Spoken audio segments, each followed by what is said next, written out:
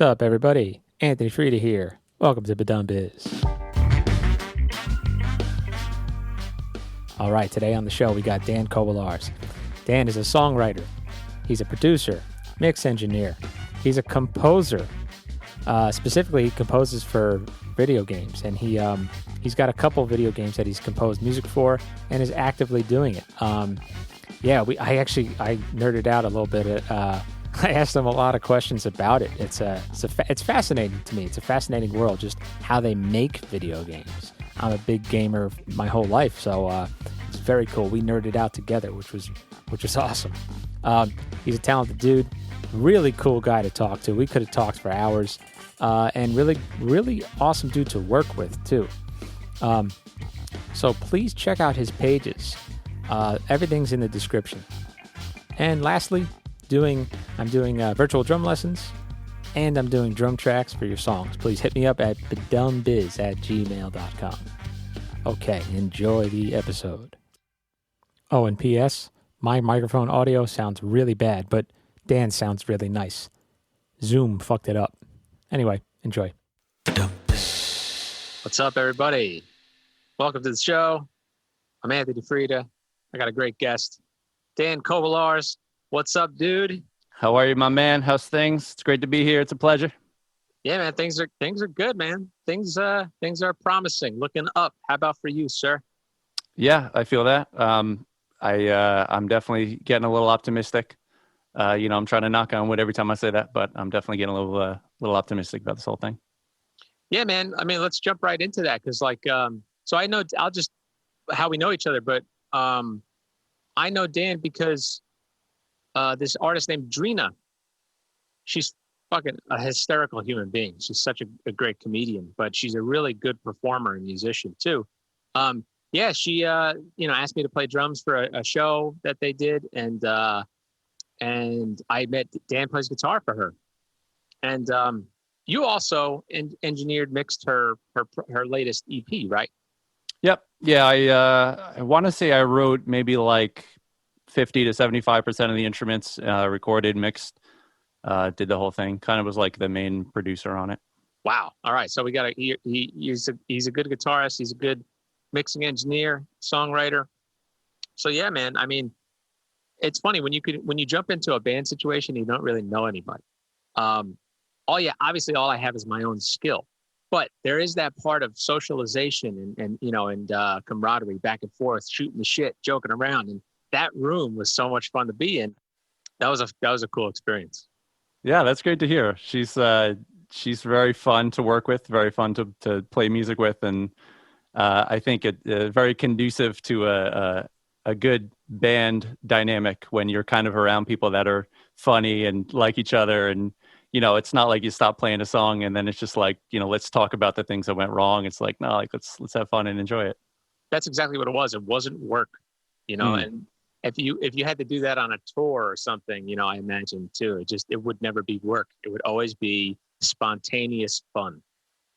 Yeah, man. Now for those songs, some of them were some of them were very esoteric, very kind of like, what was the one song that, man, I should really pull up the song list for her.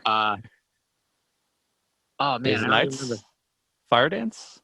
Well, Fire Dance is the opposite. I was going to get into that because that's my favorite one. Oh, okay. Fire Dance is a badass fucking tune. Oh shit.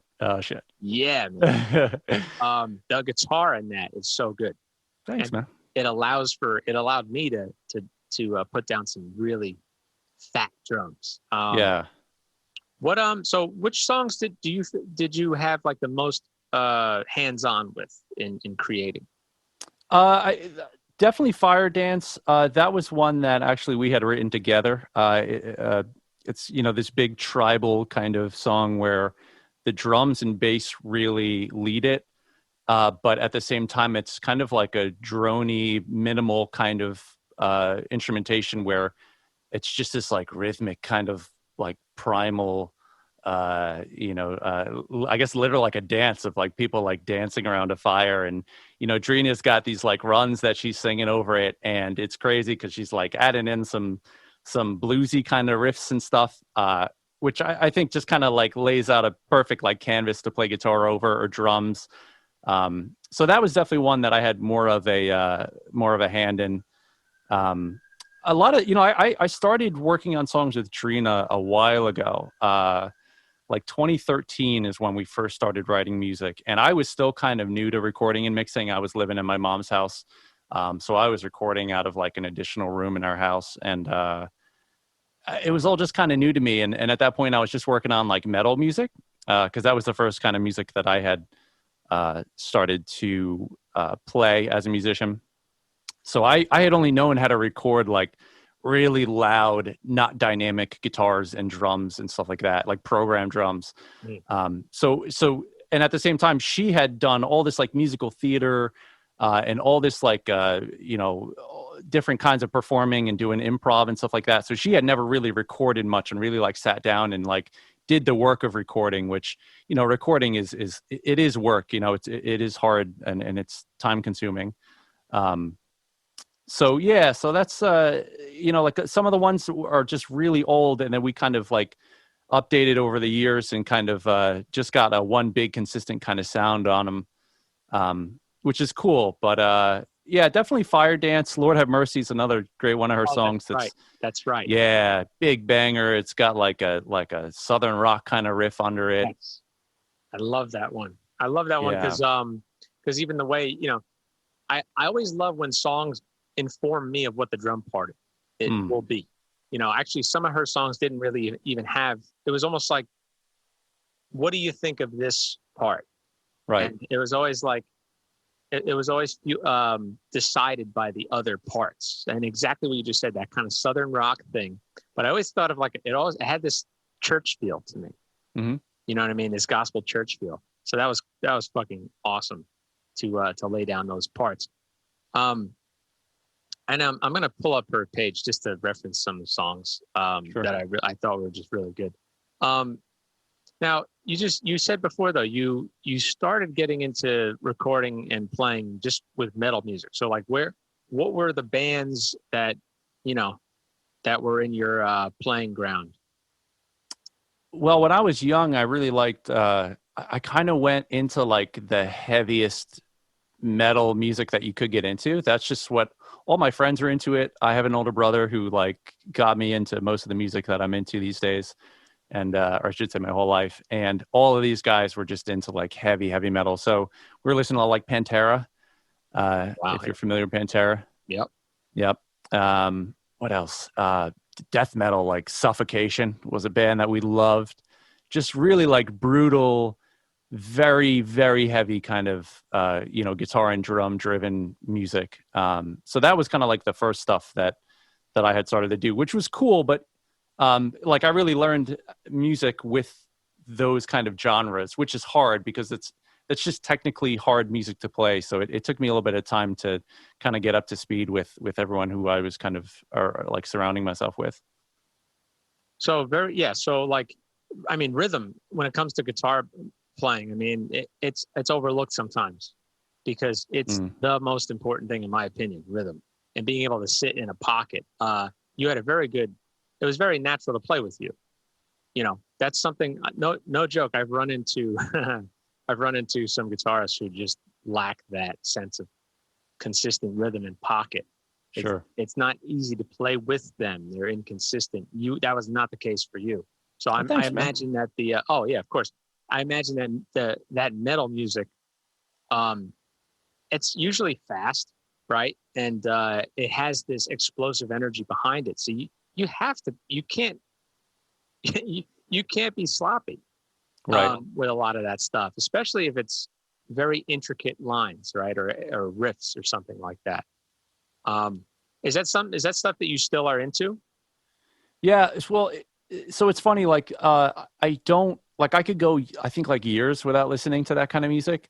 But then there'll be like a random day where I'll be like driving home from work and I'll just put on something that's just making me feel like I'm driving down the highway into hell or something like that. And I can't get enough of it. And then for like a couple of weeks, I'll listen to a lot of metal and I'll be like, this is so great. I love this. What's one other group? You said Pantera. What's one other group that's Suffocation. they got all these names that are all like, brutal horror movie sounded names. Suffocation I really liked. Behemoth is like this Polish black death metal band. Because black metal was a thing that we were into too, but it was just kind of like I don't know, this like weird amalgamation of just very raw sounds into metal. So yeah, Behemoth was another band. I don't know if you ever heard of them. They have like Polish like trumpets and stuff, and it's all like these. Heard that. It sounds. Oh, it's crazy. It's crazy. Behemoth is one. I'm trying to think of some of the ones that are a little bit more attainable, or ones that you can hear. You ever hear a band called Gojira? I've heard the name, but I've never heard the music.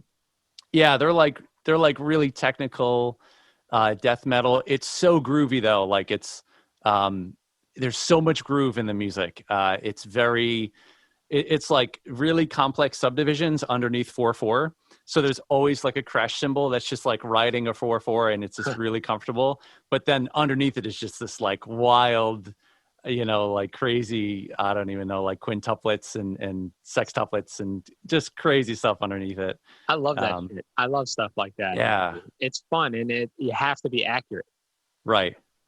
And it's clever. If it's written well, It's very clever how it comes back to count one. Then absolutely. Like what you just said, it's kind of like, wait, are they in 4? But then you start, when you feel it in, it's kind of like Tool does that, I think. Yeah, for sure. That.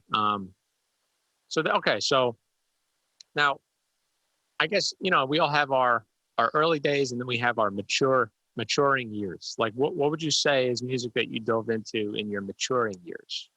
Great question. So when I was kind of right in the middle of all that like metal mindset, there was a couple bands that would like have like like the 5th or 6th song on the album would be like an acoustic song. And it would be like, it'd still be weird and metally, and it would be like really weird dissonant chords and stuff like that. It wouldn't just be like a pretty acoustic, like Pearl Jam kind of song. Yeah. But it was like just a little acoustic and a little bit lighter. So I think over the years, I just started listening to that stuff more and more and more. And instead of 90% metal and 10% acoustic softer stuff, it became kind of 90% softer stuff and then 10% metal. And now it's like 99-1. So yeah, I mean, I guess the past like decade or so, I've just been into like, it's still rock music I like. I mean, when I think of the music that I listen to and write the most of it's like indie rock, singer-songwriter stuff, or it's the video game music. So all of that is way lighter than metal, Let's jump into that video game music, sure. Actually, because that was another thing. When you told me that, I was like so excited by that. So you're a composer, man. You composed music for it's an existing video game? Yeah. So I think I'm up to 3 credits now. 3 games that are fully released, and and you can download them. One of them is on all devices. It's on PC, it's on Mac, it's on iPhones, it's on Android phones. That one's called Kathy Rain. That's kind of like probably the most notable one that I've done.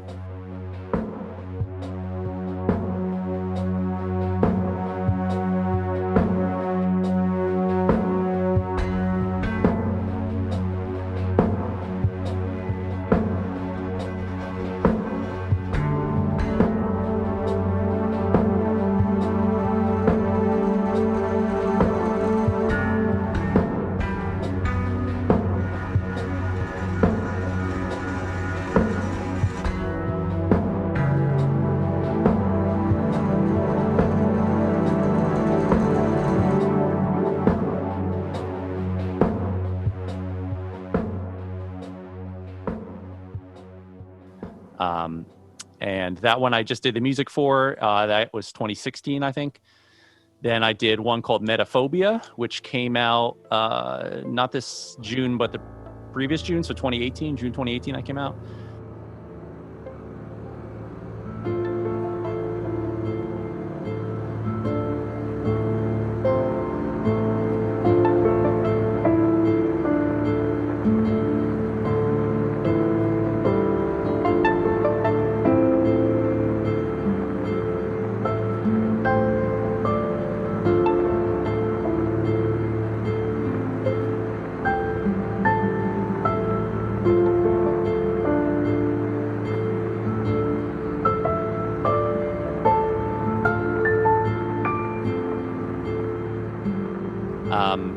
that one was cool. I did all of the, like, I think my title for that was like audio director. So I did all of the music for it. I did all of the voice acting for it.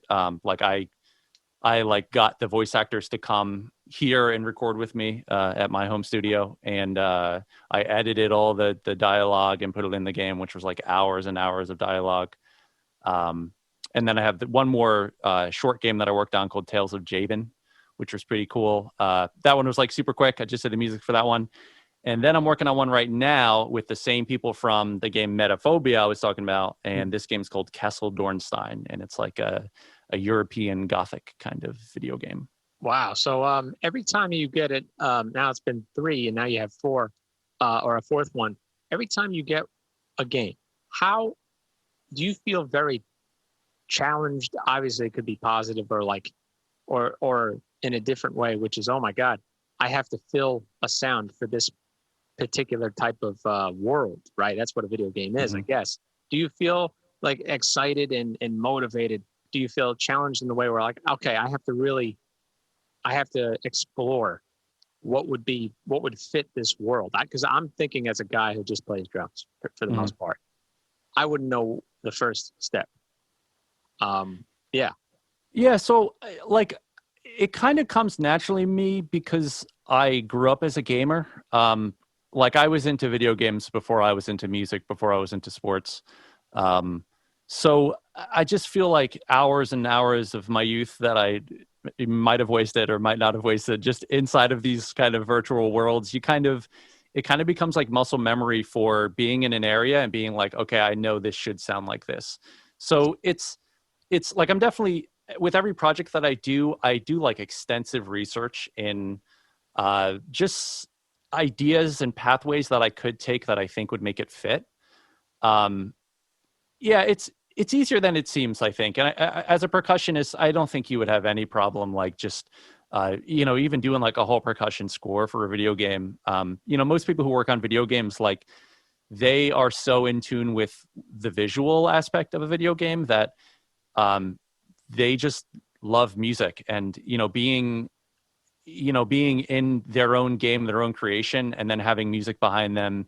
More often than not, they're just happy to hear something, So it's really kind of open to really whatever you want to do. But I'm definitely always like in this creative, how can I make this fit the scene better kind of mindset? And I'm always researching. I'm always like working on stuff.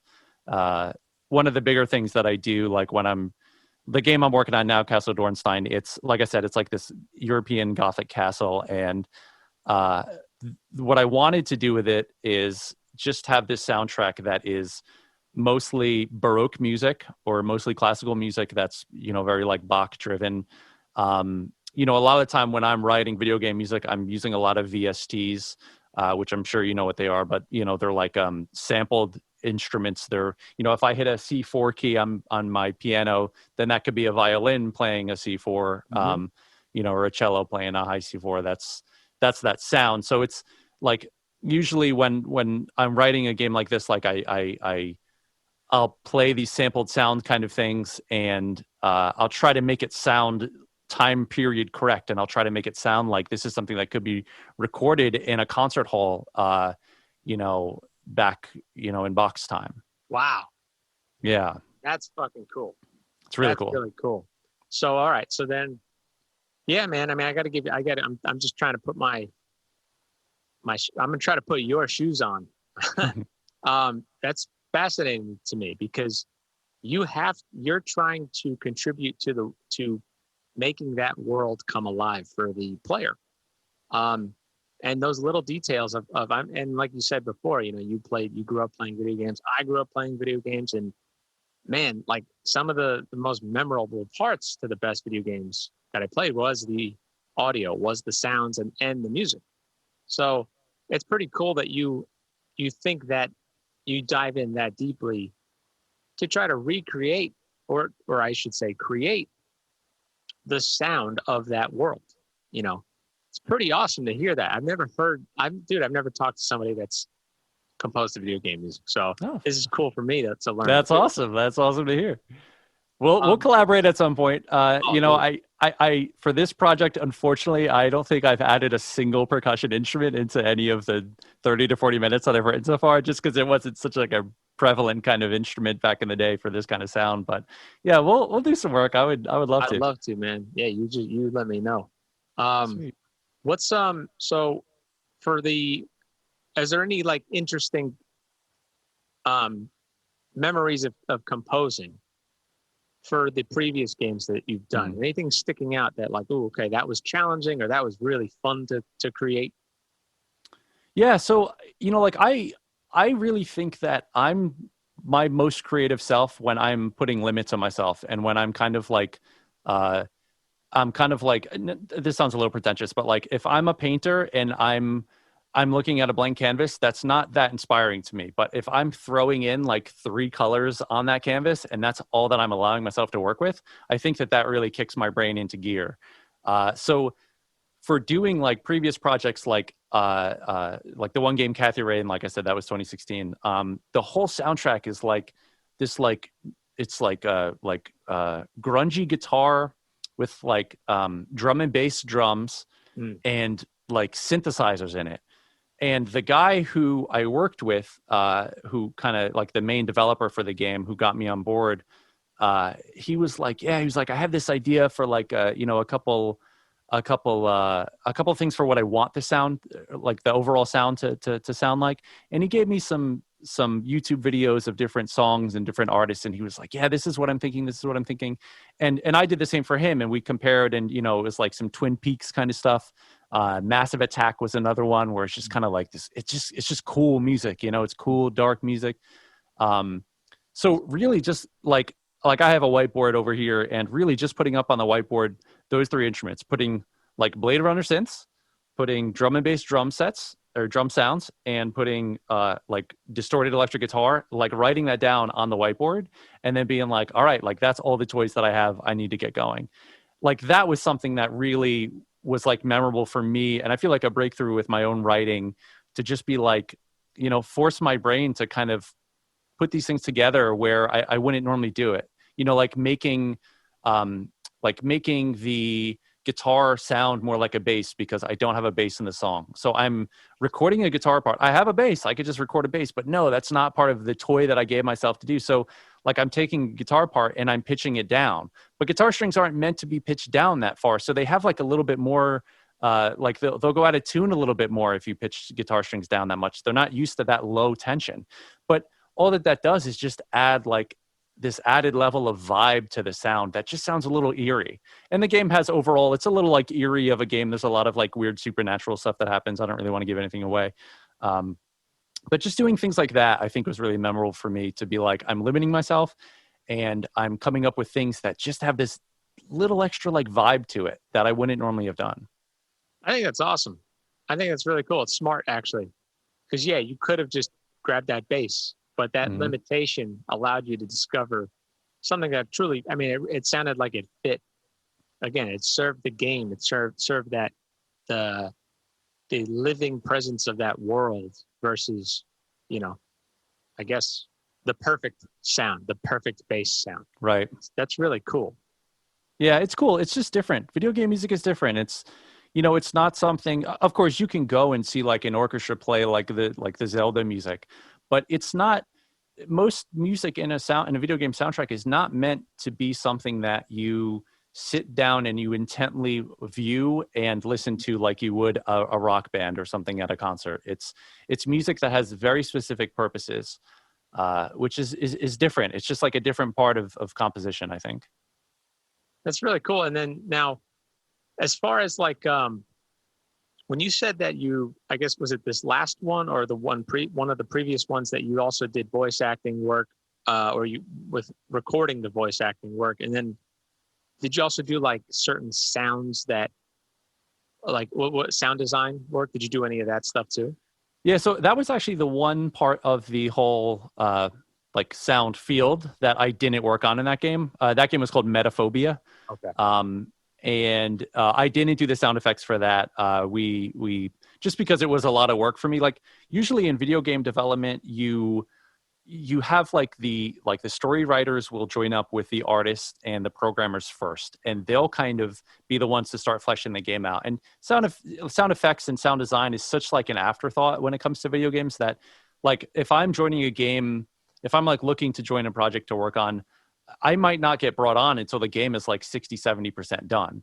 So and that's what happened with that game, was that it was fully playable. You could go in, I could go in and play every single scene, every single area.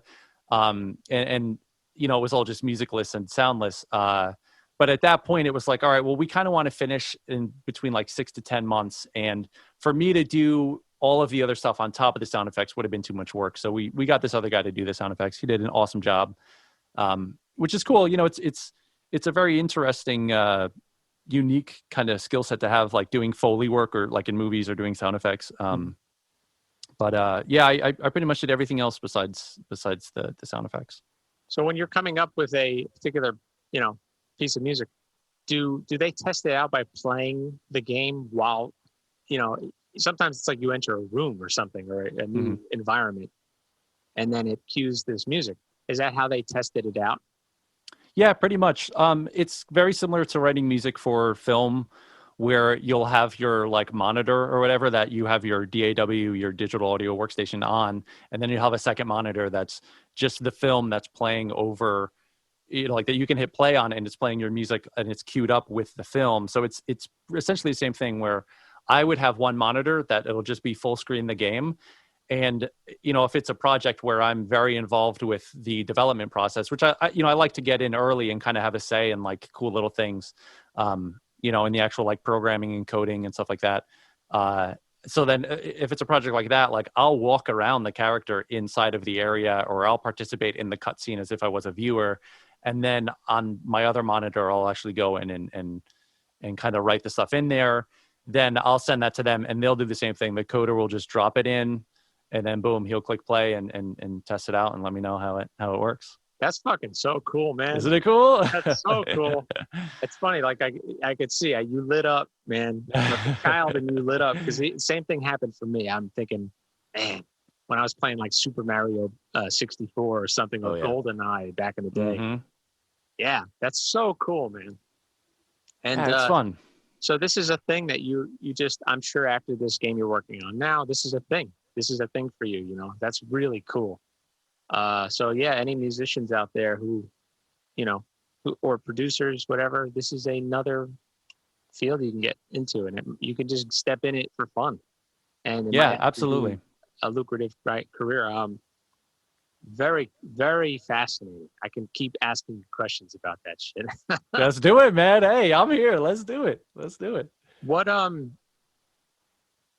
was the most challenging type of vibe to create for a particular part in the in a game that you worked on? That's a really good question. This game that I'm working on now, Castle Dornstein, I've already had some struggles with it. So this is a project where it's roughly the same team.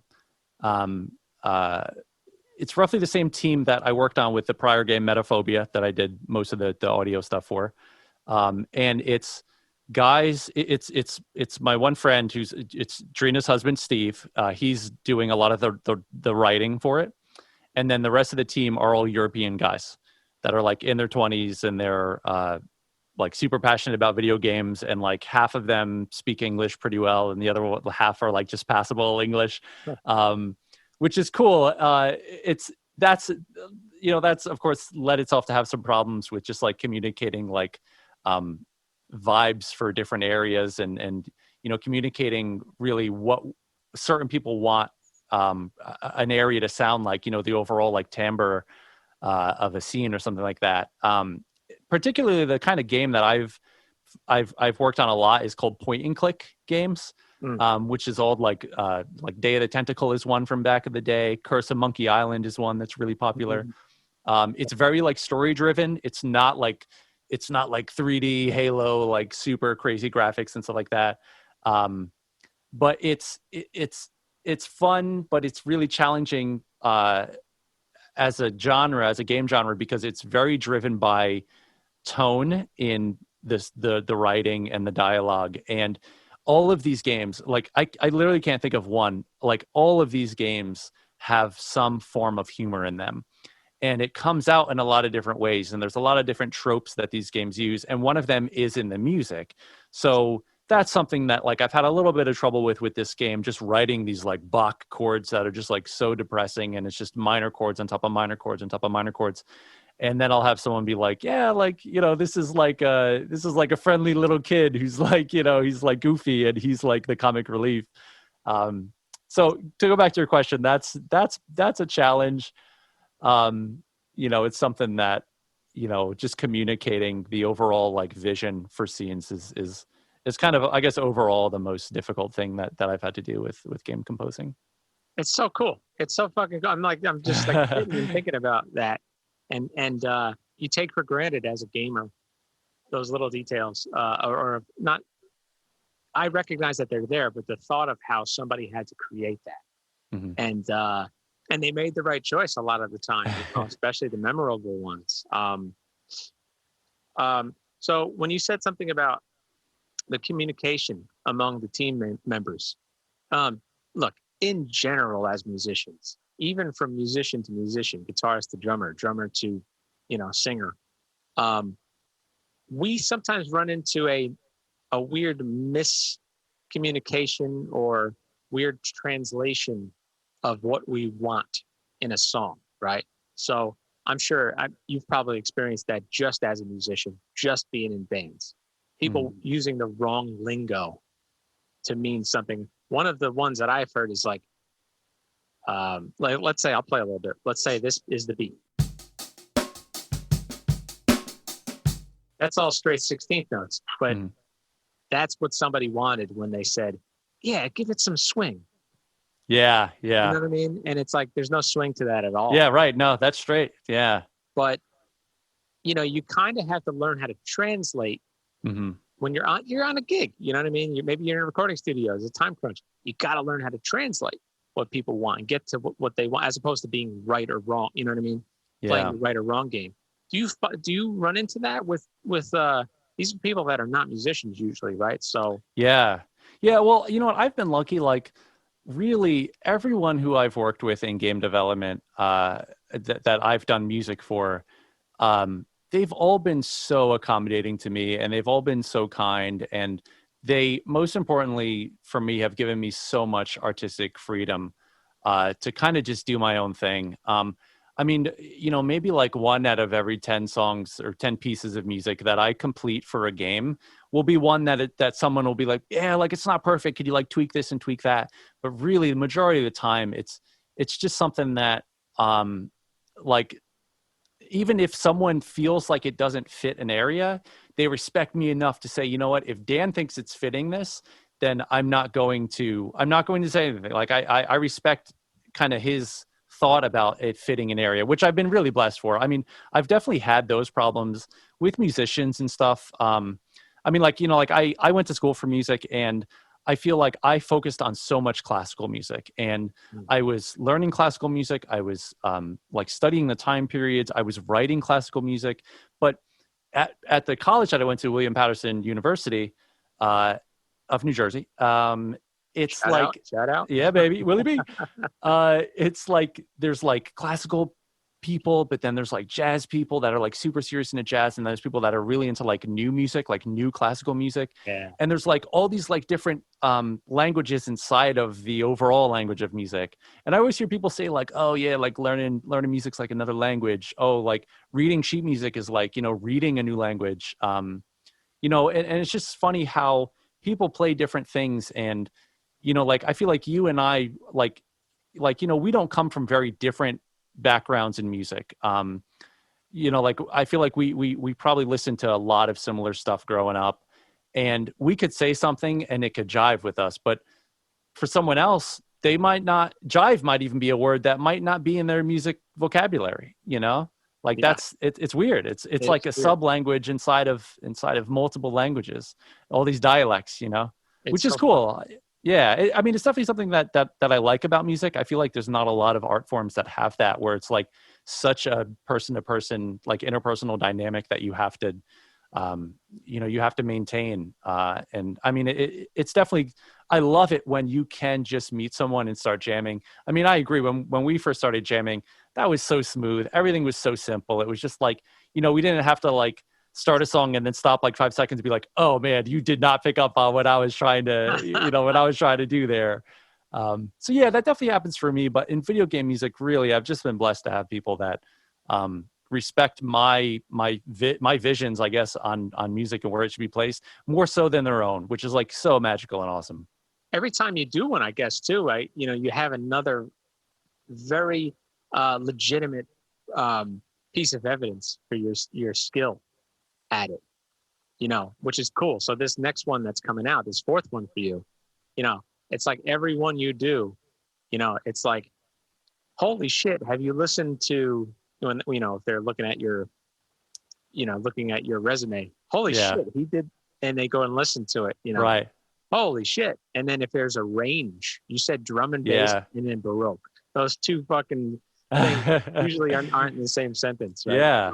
Yeah, agreed. Yeah, I mean, I think there's a lot of video game composers that do get typecasted, and it's not a problem for like the big like video game composers that like just because they're so good at what they do that's the only kind of projects that they're always going to work on. Like you're not going to get the guy who, like one of my favorite composers for video games is his name is Jeremy Soule, and he did the Elder Scrolls soundtrack. So that's Skyrim's and Morrowind, all those like really awesome games. I've played those. Yeah. Oh, I love them. And like it's all like very orchestral music, that it's like romantic orchestral music, but you wouldn't see him going and doing like a Mario kind of game where it's all like beeps and boops and kind of like these like lo-fi sounds. Like you wouldn't see that, and it's not a bad thing. But I mean, I like to think that I can, like you said, like I can just keep adding to my own repertoire and my own kind of CV almost of games that I've done, and just show that I can just keep being dynamic and more dynamic and more dynamic.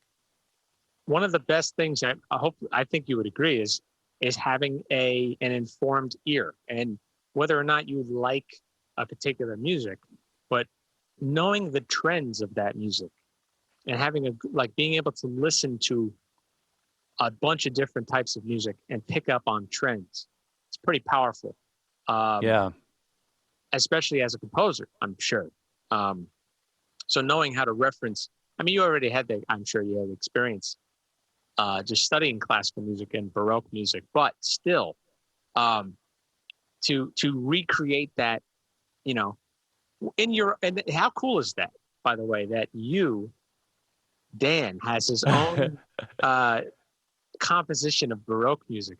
That's kind of cool. It is cool. Yeah, it's cool. I mean, I love that music, and it's so strict in its form that it's like a little intimidating to write that kind of music and then like release it into the wild and be like, okay, I know if like one of my professors saw some of the sheet music for this stuff, they would be like, oh, like the counterpoint is so bad. And there's like all these like things that break all the rules. But I mean, it's also something that's like a tool, because like I'm able to, like, knowing how strict I wanted the music for this game, Castle Dornstein, to be, I knew that there's certain formulas that I can follow to make something sound Baroque and make something sound, just sound classical and fit into that vein, like something that I wouldn't do in another game. I wouldn't be using like modes, and I wouldn't be using, like percussion. I mean, is a good example. It's really a game that like the cutscenes I already determined are going to have percussion in them. I don't know what yet, because, I feel like movies, you kind of need percussion to drive it forward. But, just having like really low stand-up basses or string basses, just like playing these like whole note, down on ones, like that's something that's going to be like the driving force. And, there's like little formulas that you can do. But yeah, it is cool. It's definitely cool to be like, this is like a string quartet. Like I had to write a couple like gigs for the game, which is like this like dance, it's like dance kind of thing. And it was just under my own, like, I just thought it was a good idea to do that. It wasn't like, there's a dance or like a ballroom in the game. It was just like, no, I like this kind of one form that Bach did a lot of. So yeah, it's cool. So fucking cool, man. When you were talking about your experience at William Patterson studying classical music, you mentioned the new classical music. Mm-hmm. how much? I mean, well, first, what degree did you get? What did you actually study? Yeah, so I got in for tuba. That was like my main thing. I was in high school and I was playing guitar mostly, and I started to do like choir and I started to sing, and then the guy, the band director at the high school was a phenomenal tuba player. And he used to play these like tuba pieces that were just like shred on tuba. It would just be like, and I thought it was like the craziest thing. And he was like, Dan, he's like I've seen you play guitar. Like your hands can do it. You just got to get like your embouchure. Like if you wanted to do it, you could. So I was like, yeah, let's do it. So I studied with him, and then I got in for that. But then I didn't really like it. It wasn't something that I didn't like the idea of being in a practice room for 10 to 12 hours a day with a mostly solo instrument and being like, I just need to like hammer this out for day after day after day after day after day. So I dropped that. I did a little bit of music ed. Like I started to do, what are those classes called? I forget what they're called. But like you do classes, like, you do one class where you learn the cello and viola, and then you do like a percussion class, and then you do like a conducting class. I started to do that. I didn't love that. But the whole time I was like, I really love composing, and I was already like starting to work on music for video games, and film and stuff like that. But I didn't have releases at that point. So I pretty much was like, I'm just going to get a general music degree, because they didn't have a composition degree at the time. I don't think they do right now, but yeah. So I just got like a general music degree. So you dove into, like, that lit you up composing, but you said that you sort of already were composing. So like, how did you get into that? How did you get into, what did it start with, like just recording some stuff, or? Really, like from day one that I started playing guitar, I just wanted to write stuff. That was absolutely what I wanted to do. I had friends that were in bands, and I mean, the reason why I started to play guitar was that I had friends that one of them was a drummer, one of them was a bassist, the other one could sing, and they were like, we need a guitarist. So I was like, all right, I'll learn guitar to be in your band because bands are cool. So I started to do that, and then we had friends bands that were like cover bands, and they were always like just like jamming and stuff like that, and I never really like that wasn't like my favorite thing to do. Like even to this day, like I'm not super into like noodling. Like if I'm watching like a movie or something, I'll sit down with like a guitar in my hand. But I never just say like I'm just gonna like sit down and just like noodle and kind of like do stuff like that. So yeah, I mean that was pretty much it. Really, right from day one, it was like I just want to write music. I always want to be coming up with stuff. I always liked arts. I always liked, when I was young, I liked writing, I liked drawing and painting, and, music composition to me was the closest thing to just creating something that I could do. So day one. So that's yeah. So you are a creative. You like to make something come alive. I mean, so and then what better than a video game or a film? I mean, I have on your website here, it says, yeah, you composed music for short films? Mm-hmm. Yeah, it's been a couple of years, but yeah, I've done like 3 or 4. Wow. What's that now? What was that like? Was that some of your early composition experiences? Yeah. So that was maybe I was in like my late teens when I was doing that, and we had one friend that was into making like short films, so I started to do some of that stuff with him, and he was just making like goofy films. Like he had this one where it was like a homeless guy. I think it's called Bummer. The name of the movie is called Bummer. I don't know if you can even find it anywhere, but it's like a 15-minute movie of this like bum who lives in a house, and he like dies, and he like kind of like haunts the house, if I recall correctly. So I just made all this like sad trombone music, and it was really goofy. Yeah, it was so silly. Yeah, so I don't know. I think I just kind of started to just kind of have friends and connections from early on that needed music. And, I like that. So I like to make music for films. I think it's very, very cool. It's very fun. That too is also a different part of the composition brain, I think, than making music for like a concert hall or a rock show or for a video game. But at the same time, I'm just more grounded in video games. I think that I mean, I don't like to say definitely, but I think that it's one of the best storytelling forms that there is. there's interactivity that you don't get from movies and TV Right. shows. And that's something that's really important to me. And I think that, that's making music for something that is interactive and overall has this, objectively interesting story form. A lot of video games have stories where the ending, it could have multiple endings. That's right. So it's cool to kind of grow with a character throughout a video game and have an ending where the character dies. And it's like, what the fuck? Wow. Like, Yeah. I never even thought about that, where you now have to create that tragedy, mm-hmm. the sound of that tragedy. Yeah. Yeah. Wow. I never even thought about that. It's cool. It's something that's fun to play around with when it comes to video games. It's something that's really simple, where if you have like a really simple melody, you can take a melody and like harmonize it with, like, let's say we have a character who he's alive for the whole game, of course, and he's solving crimes or doing something like a main character would do. And there's two outcomes, where one where he dies and one where he lives. If that whole time you have this one motif, this one melody that represents this guy, you can take that melody, and instead of having it on top of a major happy sounding chord underneath it for the outro, you can have a minor sounding chord or like just sad chords underneath it.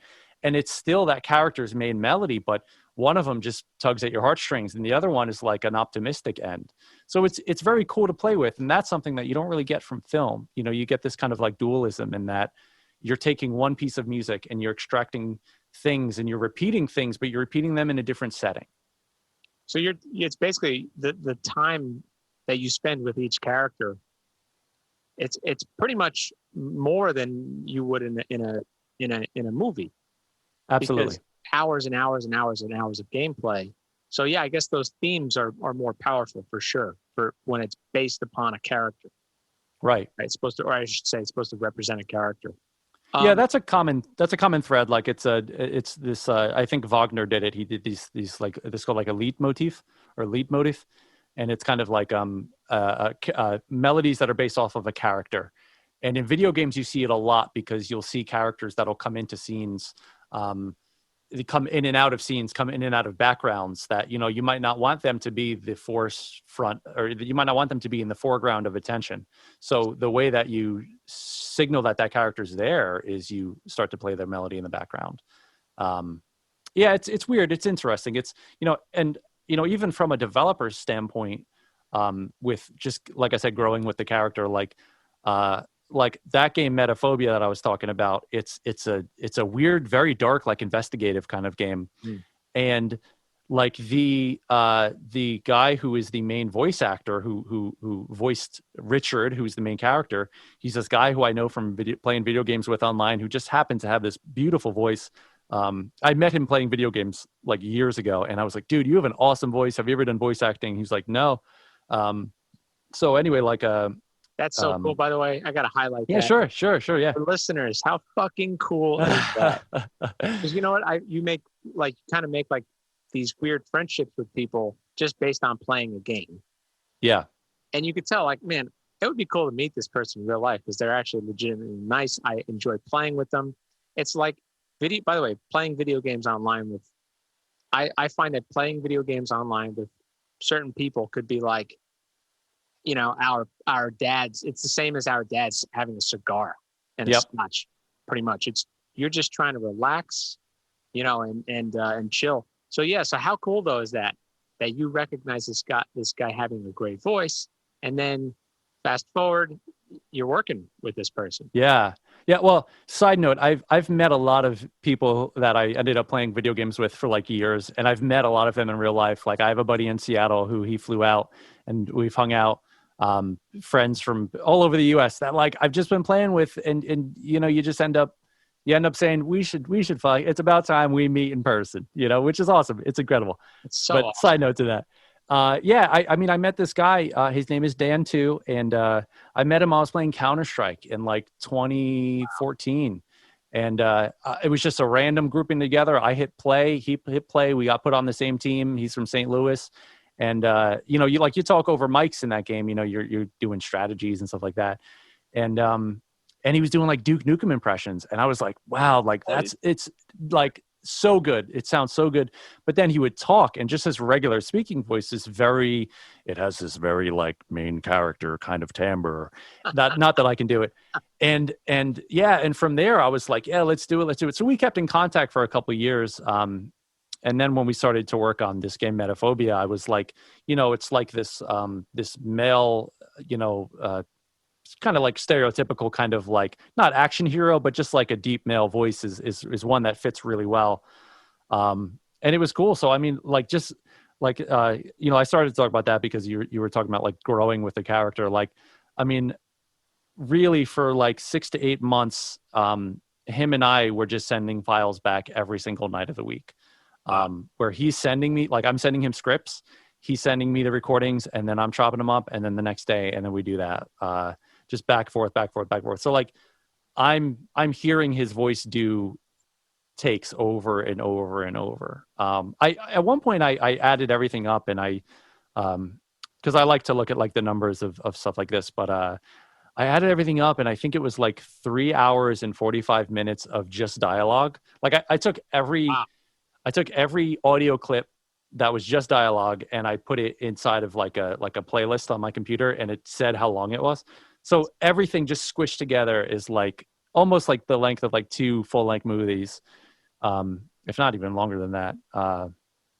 So yeah, it's just it's crazy. It's like so much work, and I mean, really, the game itself, it might only have like 7 or 8 hours of full playtime in it, and that's with the character going and doing everything. You know what I mean? Like picking up this wrench and using the wrench on the sink and saying, oh, I don't think I can do that there. And then taking the wrench and putting it on a guitar that's in the corner and being like, I don't want to play guitar with a wrench. Like all those little things that someone says, which is, every room has like 50 of those things in it, and you got to variate it. So, after he tries to play guitar with the wrench one time, once he does it 3 times, because the players try to be annoying, you have to have a different voice. You got to have the voice actor say, no, really, I really don't want to play guitar with the wrench, So it's cool. It's a lot of work. It's definitely a lot of work, but it's cool to kind of get that attached to a project, that attached to a character, after years of doing it, working on a game.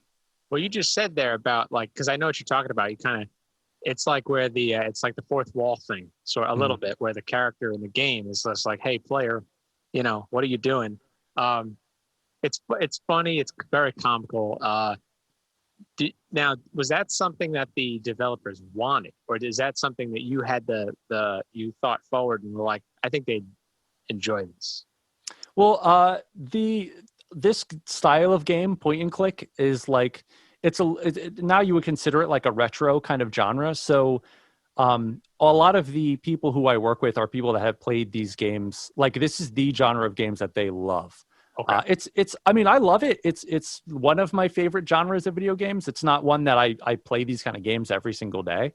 But it's something that the concept of having something like that is a trope in and of itself. So having the player go and repeat an action is something that's done in games over and over and over. So, so it's something that our writer then goes and takes and saying, okay, I know a player is going to do this because when I was playing the last game that I played, I did that. I tried to take a knife and stab my daughter 20 times with it. Like stupid crap like that.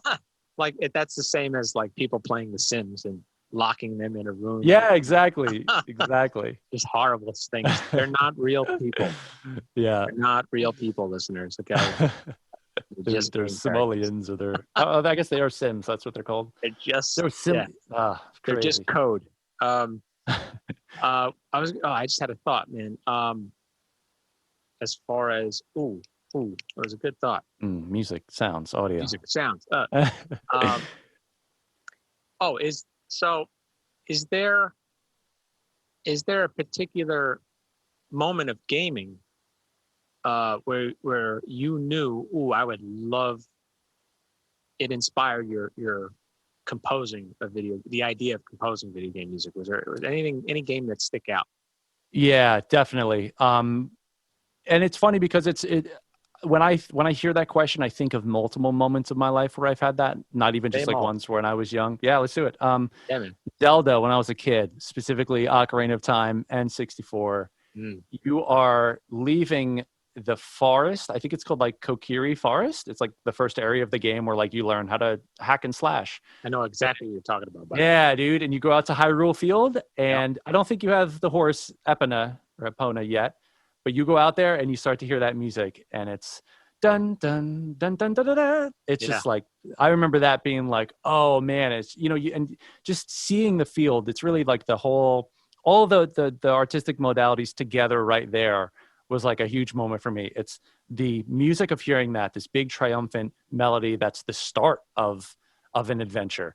It's the artwork. It's seeing this field in front of you that literally is like, come explore. There's so much to do here. And it's also just the story of being like, yeah, like Link is now leaving this little area where now he has all the tools to go and do everything, you know, and now you have this whole world ahead of you. Love that. That was definitely a moment where I was like, I want to be a part of doing this. You know, I want to tell a story. There's millions of people who would agree with you. Yeah. With that specific scene, right? Yeah. Yeah, dude. Oh man. Love it so much. So yeah, I mean, that's one. Man, I think it was like the first Halo that came out. Like you land on like a beach. Oh yeah. And yeah, and the music in Halo is so amazing. It's this guy, Steve Vai, who have you ever heard of him, Steve Vai? Oh yeah, Steve Vai, of course. Yeah. Oh, phenomenal guitarist. And yeah, he did the music for it. The melody is haunting. There's like these choirs over it. That was a big moment for me too. Yeah, and then I when I was a kid, I also played this game called EverQuest. That was kind of like the big video game I played. That. Yeah, it was kind of like played it, but I remember it. Yeah. Yeah, it was big back in the day. It was kind of like World of Warcraft, but it was like the game before that, like the big MMORPG before that game came out. And the music for that, like I still every now and then, like I'll find the main theme of that on YouTube, and I'll like send the link to like my brother who played it with me, and I wouldn't tell him what it is, but I'll just send him a link and he'll hit it, and we'll just be like, oh man, I'm still getting chills here to now. Those are powerful because especially look, I don't know what it's like being a kid today, but the graphics they're so detailed today. I feel like when and by the way, I'm like 32. I don't know how old were you when you were playing Zelda? I'm 31. So I guess similar. Yeah, the same. Yeah. I don't remember how old N64 was, but yeah. Like 96, I think it came out. 96, 97. Yeah. So we're about like 8, 9, 10 years old. 7, whatever. But, you know, in the 90s, like you had Game Boy, everything was 2D for the most part, right? But then you were playing and you were using your own imagination, playing with action figures, playing with like fake swords and shit like that. That was powerful as a kid. I think that Zelda and Super Mario 64, I think games like that where you had this sort of an open world. It's sort of an open world. Yeah. I mean, there was loading of each area, but still it was big enough. It was 3D and it was immersive enough to be very magical and powerful. And, you know, it's kind of cool to, I guess for you have those moments of like total joy, to kind of like tap into when you're composing, I imagine. Yeah. Yeah, absolutely. You know? Yeah. I mean, that's something that, you know, I mean, I think a lot of people in the world, they are touched by things and they are affected by things that really just, I don't know, make them feel such like a deep connection to a certain moment in their life that then they want to then go on and do something that's like that. You know, I mean, you always hear about like, like a baby who had like a life-saving surgery that will like save the baby's life, and the baby wouldn't be living, that like wouldn't be a person. And then that baby grew up to be a doctor, to be a surgeon. Oh, wow, yeah. Yeah. So like, that's something that I feel like with music, specifically for video games, that like, I just had so many great moments in my childhood with doing that like growing up and being like, man, if I could make one of those moments for like a little kid who's like just like chilling and just like, you know, playing a game and is like so affected, if I could do that one time, that would be like just so amazing. So that's awesome, man. That's it's good motivation when you. Yeah, absolutely. Right. You know. So Dan, so other than this, you have this fourth video game that you're working on. What else you got cooking? Anything else?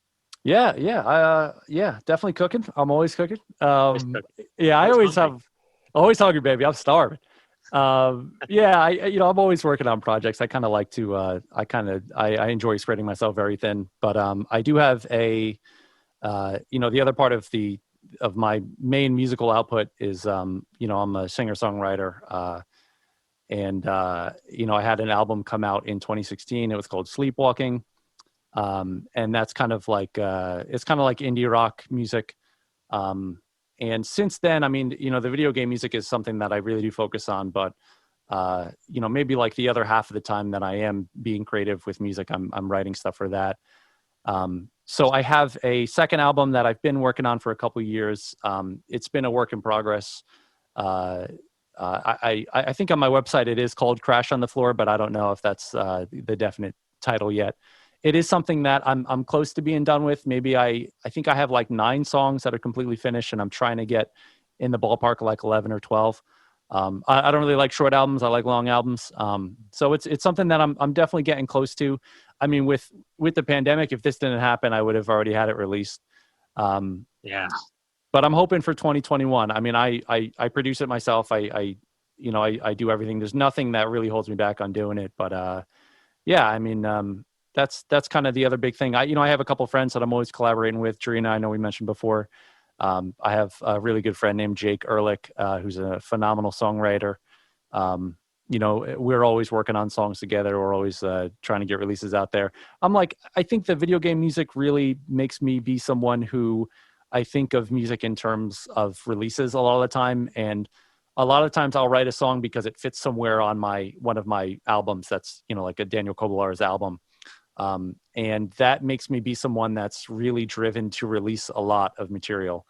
So I mean, I'm always kind of working on stuff like that. I have been trying to work on my own kind of skills too. I think that's something that, for you're always teaching. I feel like, and performing a lot, and it's hard to kind of find days where you're like, this is a profession, but I also need to work on my own stuff. So I've been doing that. I'm trying to, get back to the basics a little bit. I feel like a lot of times musicians struggle with doing that. So, I've just been sitting down with a metronome, doing some scales and doing stuff like that. But yeah, I mean, that's really the big thing, is my solo music, and I'm really excited about it. I'm of course always trying to, I record at home, so I'm always trying to build up my studio. That's kind of a big hobby is just, how that is, man. Yeah. There's always another mic you can get. There's always another, another compressor you can get, another preamp, another plugin. So, I mean, yeah, it's like, it's never ending. Somebody told me that because I said, oh, you ever get to that point where like, I feel like I don't have to spend any more money on gear. Yeah. I got everything I want. They're like, yeah, wait till fucking 6 months from now. You'll never stop. Yep. Yeah, that's true. It usually has something to do with like, I think for me now it's, you said another mic, definitely another mic, better soundproofing, could be like a plug-in pack or something. Mm-hmm. Those are great. Yeah, there's always something. All right. So for anybody listening, and Dan, what's some advice or something very simple, a simple way to get into creating music? What's any advice that you have? Yeah, I mean, I could give some advice on getting into the game industry. I think that's one that, oh wow, a lot of times when I talk to people, it's something that they ask me about, is just kind of figuring out how to get onto projects. Let me get my notepad. Well, we'll talk about that. It's easier. It's way more accessible than people think, especially with the internet. I had started, maybe like 10, 11 years ago, I just started to Google forums, like video game development forums, because there's so many people that are learning how to code, and so many people that are learning how to animate, how to make 3D models and stuff like that. And they're looking for help on how to do that. And they're looking for people to help them make a game or make a project or something like that. So, I mean, really, there's Reddit, I think, is a great resource for finding people. I can't think of the subreddits off the top of my head, but if you just Google like Reddit and game dev, or game dev classifieds is one too, where you can just see people posting stuff, and they'll be looking for composers and stuff like that. And it's, like I said, it's easy. I mean, I've been fortunate where I've worked with a lot of the same people just because we've been successful in the past. And the hardest thing is really just releasing projects. It's a little bit different when you're in person. Like you and I, we can write an album together and we're in person, and like we're motivated to do that because we're in person. But a lot of game design stuff, like it's hard to find someone who wants to put in like have like another full-time job where they're just doing this one thing for your project, and you don't know if it's going to make any money or if anyone's going to like it. So I mean, I had spent like 6 or 7 years just working on projects but not releasing anything because we get a quarter or halfway into a game and then the main developer is arguing with someone else and they quit, and that just happens over and over and over. I mean, I had this one game, got to think how long ago this was now. This was maybe like 7 or 8 years ago, but I had this game and it was called Embers of Karis. And it was this huge project that I was working on. There was like there was a music composition team. So I wasn't even just the composer. Wow. There were several people. And we had a Kickstarter, and the Kickstarter was successful, but we had raised like over $25,000 on the Kickstarter. Forbes did a write-up on the game, and they were like, "Look at this game! Like they're raising all this money." We had one guy who solely donated $10,000 to the Kickstarter. Wow! And it was amazing, and we were all like, "Wow, this is so cool!" And we had this like super like impassioned energy, and everything was going great. And then one guy who technically owned 51% of the studio, and then another guy who owned 49% of the studio. They didn't like each other, and they got upset at a couple of things, and they just kind of split, and they said, okay, the project's dead. So it like that kind of stuff is like the most common thing that you'll see in this kind of industry is just projects that don't come to fruition. You'll see, just like not resiliency when it comes to the big struggles of doing game work, because it's very hard work. It's very time consuming. And most people who think that they can do it struggle a lot, until you do it, year after year after year. Musicians, I think it's a little bit easier for us because that already is our passion. We're just making music and we're just putting it in. It's not like we have to constrain ourselves so much for video games. I know I'm getting a little long-winded with this one, but yeah, that's really the big thing. It's just the internet is such a great resource, and there's so many young people that are still in college or just getting out of college, and they can code a little bit, and they don't even notice that they can code a video game. They might not even know that they have the skill set for it. So if you're interested in the field and you want to get on some projects, really just start looking around Reddit, start looking around stuff like that. Even colleges in your area, you might find people that are in computer science programs that are interested in video games, and that's what they want to do. And the number one thing that they're going to be doing to get a job at a video game company, like a big full EA, kind of company, is they're going to be working on video games the whole time that they're in college, and those games are going to need music. That's great. That's fantastic advice, actually. Because it has me even thinking like, I would love to try that. Yeah. I would love to just try to create. I like the idea of it's not so much limitation, but it's specific goals. It's a specific goal and I like the idea of creating the sonic world. That's fascinating to me. I think by you describing that, and specifically we were talking about how difficult it is for developers, the amount of work that goes into, well, you said it before with the voice act.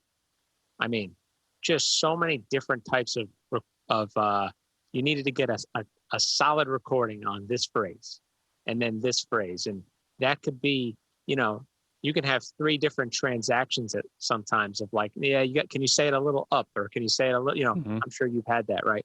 But on the coding side of things too, and the design side of things, the amount of man hours, man, that it's just like, and it's all under a time constraint because they want to release it by a certain time. The industry, right. It's sort of like this game is to showcase this moment in time in video games. This is our goal, but here's our deadline. And that's why I never say, I really try not to say with any content, I try not to say that game sucks, that movie sucks. Yeah. Because it's not fucking true, because it's not for me to say. What I could say, all I could say, please, listeners, take this as truth, please. All you really could say as truth is you don't like it. But don't shit on something because you have no idea, especially if you haven't done the work. You have no idea how, by you saying something sucks, it's almost like saying the person who put in hundreds of hours, they suck. And that's not good. It takes so much work that I can't even comprehend as far as like coding, for instance. Yeah, it is crazy. I guess when it comes to that stuff, I'm hard-headed with that. And I think it's just because I'm sensitive with people critiquing my own stuff, as I think most musicians are. You don't really get much practice with hearing people say like, oh, like I don't really like that, and those kind of things. I have moments in my life where I've had people be like, yeah, like your voice didn't really sound good on that song, and I'm sure you have moments where someone's like, yeah, like you were playing a little stiff, you know what I mean? Like, and it sticks. Yeah, it's like burned in your head, and it's really tough with video games where it's like, there's so many people putting so much hours into something. And I mean, the game Metaphobia, I have this funny story with that one. We released the game for free. From day one, the main developer guy, he said, I want to release it for free. He said, that's my thing is I love this community, this very small point and click retro kind of game community. And I want to like almost give them this game. Wow. And, I didn't have a video game project that I was working on at the time. And everyone was really talented. So I was like, yeah, sure, I'll do it. I don't care. I can still release the soundtrack and I can make money off the soundtrack. Not that I'm, a super money hungry kind of musician anyway. But so I was like, yeah, let's do it. So the story is that we had released it after putting in all this time into it. And there's this one forum online where people talk about games, these games. It's meant for this one style of game. And the main coder on the game, it's this guy named Vincent. He lives in Italy. He's like the nicest guy I've ever met in my life. Like he would fly. If I was sick right now, he would fly to me and bring me some soup. This guy's like the nicest guy ever.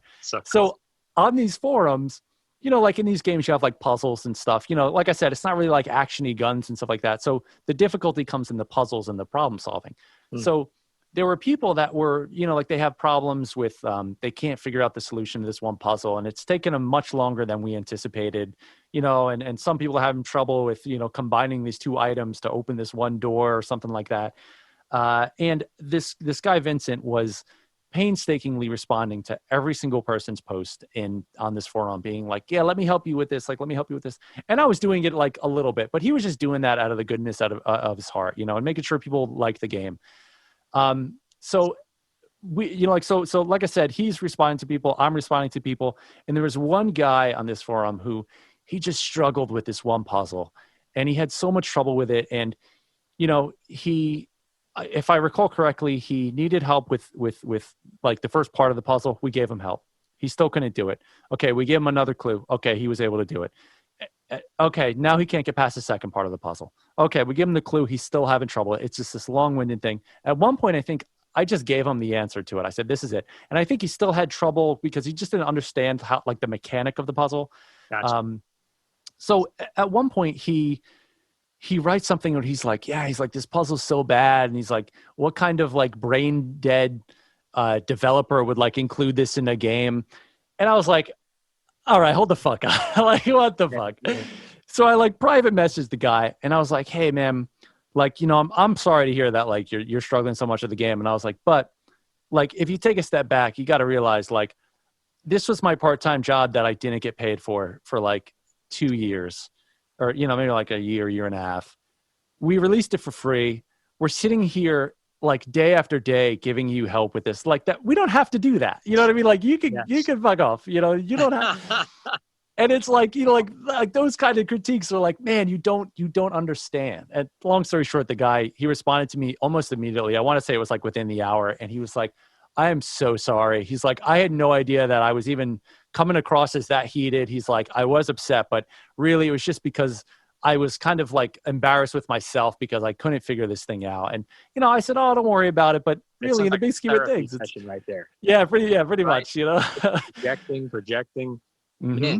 And it's interesting what that's a great example though, man, that story. It's like, that he was getting frustrated by this. It was his own internal problems, but also, well, if I just throw flames out of my mouth about this and just, call other people pieces of shit. What's the chance that anything's going to happen? And that's the thing, I guess, about the internet, and it's on a forum or something like that. You actually don't feel like you don't feel the humanity. Yeah. And who you're communicating with. And that's good, man. He's lucky you didn't say. Yeah, I know. I got lucky that you described that to him. Yeah. Yeah. I mean, I wanted to. I immediately was like, because I was getting gradually more and more frustrated too. I was just like, all right, if you're not getting it, like, I'm sorry. I gave you the solution. So I wanted to have that kind of response, but it's a game. It's a game. It's a free game. To be, have fun. Yeah, have fun, man. Have fun. Dude, I mean, like, I can keep asking you tons of questions, picking your ear about video game, how you even look at video games, because you're in it. In my opinion, I value your opinion about video games because you're part of creating one versus somebody who just absorbs it. And sure. I could do that for hours. Is there anything that you want to anything you want to plug? Anything? I mean, I'm going to link everybody to your website and to your Instagram Awesome. and all that stuff. Let me think. I mean, I am kind of in the phase of my life right now where I'm just kind of like hunkering down and working on projects a lot. So I don't have anything that's super close to release. I think, with you plugging my website will be good because that'll be a kick in my ass to update my website. But, yeah, no, I mean, that's pretty much it. I mean, Castle Dornstein, that's really the big project that I'm working on. We did have a trailer come out recently that was pretty cool. It's like I did all the sounds for it. It's kind of like everything that you hear is something that I'm, that I've created, which is really cool. I think just my website's really the big thing. I don't have a sponsorship with MeUndies or I know every podcast is like they got some kind of endorsement that they got to plug. I have an endorsement coming out with floating cymbals to be released in 30 years. But floating cymbals. Yeah, man, it's my dream. Wow. I fucking wish. Yeah, man. All right. Well, for listeners, please give Dan some love. Dan Kobylarz, thank you for being on, man. I really thank you, my man. I appreciate you. I'm looking forward to part 2 when we're in person. Mm-hmm. Fucking jam, dude. That's going to be so sick. You're fun. You're really fun to play with. Hey, man, ditto. Thank you, sir. Yeah, you know what? And check out Dreena's album. It's just called Dreena, Dreena. Dan helped co-wrote and he mixed it. So that's his. And then, you know what? Let's plug it. I'm going to write all this in the description either way. But for listeners right now, check out Sleepwalking. Right. That's your solo work. And check out the video games. I'll name them out. Kathy Rain. Mm-hmm. What were the other 2 games that you mentioned? Metaphobia and Tales of Javen. Metaphobia and Tales of Jaden. Check this stuff out, guys. This is cool shit, man. Yeah, please. I'm on Spotify. I'm on all those things. So if you just search for my name, Daniel Kobylarz, Kobylarz, you can find all the soundtracks that I've worked on. All right. Thanks, Dan. Thank you, listeners. Everybody take care, and badumbizz to you.